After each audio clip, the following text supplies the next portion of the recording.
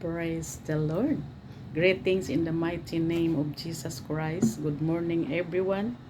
Good morning, Pastor Bobby and Pastora Cynthia. And Brother Joel and Sister Licia, and to all my co-pastors in the vineyard in this platform this morning, and to all the pastors' wives, the listeners, and the brethren around the globes. Amen. It's a big privilege again that I will share the word of God in this platform this morning. Thank you so much, Pastor Bobby. So without further ado, if you have Bible with you, let us open our Bible in the book of Matthew chapter 23 verse 27 down to 28. Amen. It says, Woe unto you, scribes and Pharisees, hypocrites, for ye are like unto whited sepulchres, which indeed appear beautiful outward, but are within full of dead men's bones and of all uncleanliness. Amen. Thank you, Jesus. 28. Even so ye also outward appear righteous unto men, but within ye are full of hypocrisy and iniquity. Praise God. Let's pray. Hallelujah. Lord Jesus, thank you so much for your words that we read this morning. Let your spirit move in this platform. Speak to your people, Lord Jesus. Anointing coming from you, Lord. Use your servant at channel of your blessings into your kingdom, Panginoon. Thank you so much, Father, for your glory alone. In Jesus' name. Amen and amen.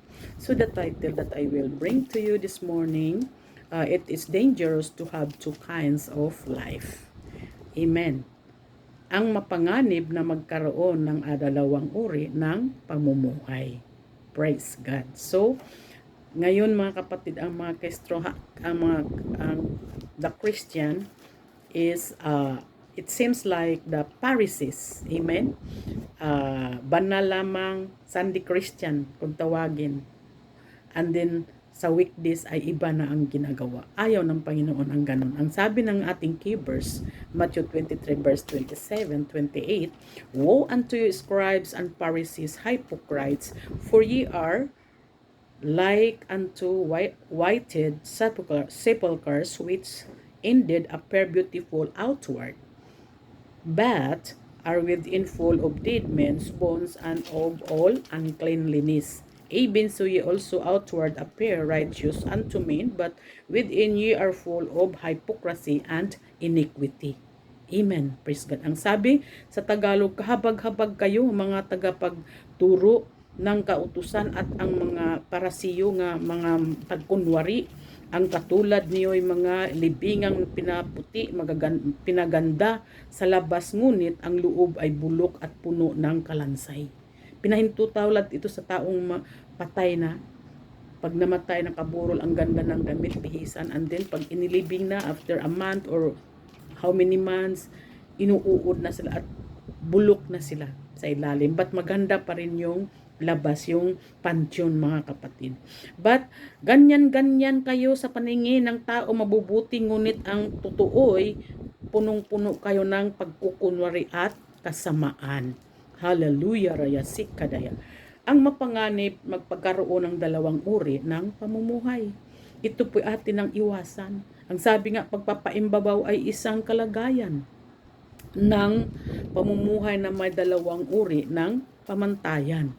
Yung maskara, mga kapatid. Banal lang kung Sunday, pag ibang araw, weekdays, ay may iba na yung mga ginagawa. Ang magpapaimbabaw ay ginawa ng mga taong tumanggap kay Kristo, ngunit hindi pa talaga lubusang nagbago. Amen. Praise God. Hallelujah. In 1 Peter chapter 1 verse 14 down to 19, as obedient children, not passioning yourselves according to the former lust in your ignorance, but as he which hath called you is holy, so be ye holy in all manner of conversations. Hallelujah. Bilang masunuring mga anak, huwag kayong umayon sa masasamang pagnanasa, tulad ng ginawa ng noon kayo'y wala pa sa tunay na pangunawa. Dahil ang Diyos na pumili sa inyo ay banal, dapat din kayong magpakabanal sa lahat ng inyong ginagawa. Hallelujah. Because it is written, be ye holy, for I am holy.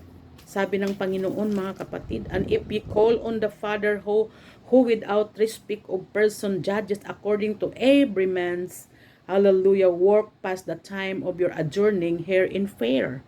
Halalaya, sikadaya. Thank you, Jesus. Sapagkat nasusulat na, magpakabanal kayo sapagkat ako'y banal, sabi ng Panginoon. Walang kiniklingan ang Diyos. Hinahatulan niya ang mga tao ayon sa mga ginawa nila. At dahil tinawag ninyo siyang Ama, mamuhay kayong may takot sa Kanya. Amen? Habang kayo'y nasa mundong ito. Yes, for as much as you know that ye were not redeemed with corruptible things, as silver and gold, from your vain conversation received by tradition from your fathers. Amen. But with the precious blood of Christ, as of a lamb, without blemish, without spot. Yes, mga kapatid. Hallelujah. Walang dungis. Amen. Walang without spot, walang dungis, mga kapatid, ang Panginoon. Hallelujah. Alam ninyo kung ano ang ipinantubos sa inyo sa walang kabuluhang pamumuhay ng inyong minana sa inyong mga magulang. Amen. Dito pa lang tayo sa womb ng ating mother, mayroon na tayong minanang kasalanan sa ating mga ninuno, si Adan at saka si Eva, mga kapatid. Tinubos kayo hindi sa pamagitan ng bagay na nasisira tulad ng ginto o pilak, kundi sa pamamagitan ng mahalagang dugo ni Kristo na siya'y tulad ng kordirong walang dungis, walang kapintasan. Si Kristo walang dungis, walang kapintasan. Yan ang gusto ng ating Panginoon na gawin natin, mga kapatid. Kaya hindi na tayo namumuhay sa mga sariling kundi sa pamumuhay na tayo sa para kay Kristo, mga kapatid. Hallelujah. Raya sikadaya. Thank you, Jesus. In Romans chapter 12 verse 2, amen, it says, and be not conformed to this world, but be ye transformed by the renewing of your mind. Amen. Hallelujah. That ye may prove what is that good and acceptable and perfect will of God. Oh, halalaya sikadaya. Huwag na kayong makiayon sa takbo ng mundong ito. Oh, mga kapatid, sa halip, hayaan ninyong baguhin ng Diyos ang inyong pag-iisip upang maunawaan ninyo ang kanyang kalooban. Amen. Kaya kailangan lumakad tayo sa kalooban ni Lord, mga kapatid. Sa gayon, magagawa ninyo kung ano man mabuti, kalugod-lugod at ganap na kalooban ng Diyos. Halalaya sikaraya. Thank you, Jesus. In 2 Corinthians chapter 6 verse 17 down to 18, come out from the among them and be ye separate, saith the Lord, and touch not the unclean things, and I will receive you. Amen. And I will be a father unto you, and ye shall be my sons and daughters, saith the Lord Almighty. Sinabi ng ating Panginoon. Kaya't lumayo kayo sa kanila, humiwalay kayo sa kanila, sabi ng Panginoon. Iwasan ninyo ang anumang marumi. Yes, na hindi yan kinalulugdan ng ating Panginoon, mga kapatid, at tanggapin ko kayo. Ako ang magiging ama ninyo at kayo'y magiging mga anak ko. Sabi ng Panginoon, makapangyarihan sa lahat. Hallelujah, raya sikadaya. Thank you, Jesus. Ang Kristiyano, mga kapatid, ay karapat-dapat na mamuhay na gawin ang kautusan ng Ebanghelyo. Amen? At hinalimbawa kay Hesukristo. Hallelujah. Huwag kang dadaig, huwag kang padaig sa masama, kundi daigin mo ng mabuti ang masama. Amen? Huwag na tayong padaig sa masasama, good or bad, mga kapatid. Bagkus daigin natin sa mabuti. Hallelujah.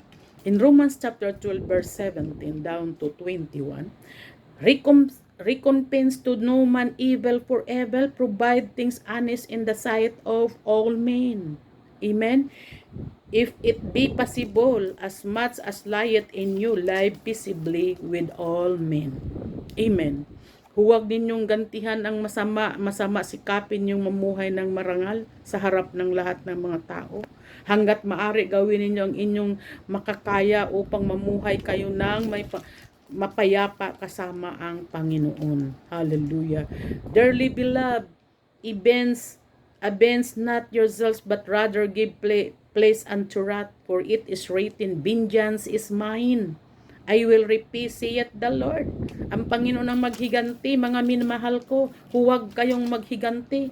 Ipaubaya ninyo iyon sa galit ng Diyos, sapagkat nasusulat, akin ang paghiganti. Ako ang magaganti, sabi ng Panginoon. Oh, harayasika-daya. Thank you, Jesus. Hallelujah. Ibigin natin, mga kapatid, yung ating mga kaaway. Mahirap gawin yun. But you know, glory to God, sa tulong ni Lord, kaya yan, mga kapatid. Amen? Praise God. Therefore, if thine enemy hunger, feed him. If he thirst, give him drink. For in so doing, thou shalt heap coals of fire on his head. Amen. Hallelujah. Be not overcome of evil, but overcome evil with good. Amen. Sa halip kung nagugutom ang iyong kaaway, pakainin mo. Kung mauhaw, painumin mo. Amen. Sa gayon ay magbubuntun ka ng mga baga sa kanyang ulo. Huwag kayong magdadaig sa masama. Hallelujah. Rayasika daya. Ye have heard that I had been said, thou shalt love thy neighbor and hate thine enemy. But I say unto you, love your enemies, bless them and curse you, do good to them that hate you, and pray for them which despitefully use you. And hallelujah.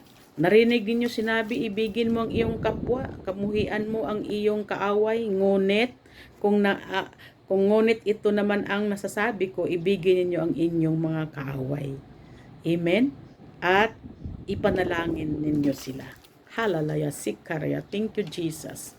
Hallelujah. That ye may be the children of your Father which is in heaven. For he maketh his sun to rise on the evil and on the good, and sendeth rain on the just and on unjust. Hallelujah. Upang kayo maging tunay na mga anak ng iyong Ama na nasabi ng nasa langit, sapagkat pinasikat niya ang araw at mabubuti, gayon din sa masama, at napagpaulan siya ng mga matuwid at sa mga di matuwid. Amen. Ang ating Panginoon na hindi po nagbabago ang kanyang pag-ibig. Balance po. Hallelujah. Praise God. Jesus come to this world for the sinners, is not for the righteous, mga kapatid. Hallelujah. Sikadaya. Thank you, Jesus. Oh, hallelujah. Sikaya. God bless us all.